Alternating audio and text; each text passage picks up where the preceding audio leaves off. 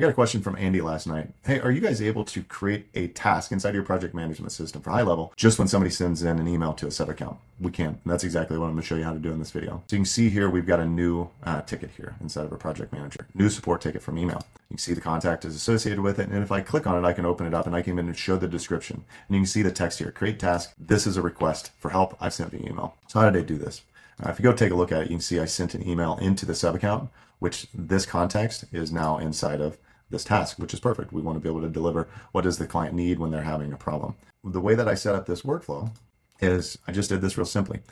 Customer replied, reply channel is email, and it contains the phrase create task. You can set this up, this filter up however you like. I'm sure there's a lot more creative ways that you can come up with, but for the use of this video, this is how I did it. And then I created a new contact field called task notes from email.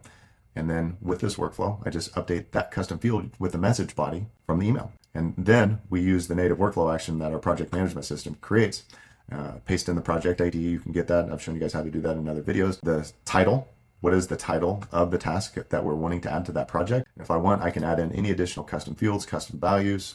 If I wanted to use a ticketing ID, anything that I wanted to, I could go ahead and drop that in here. And then, of course, I'm dropping in the message body, which is a task notes from email, custom field that I updated on the step above.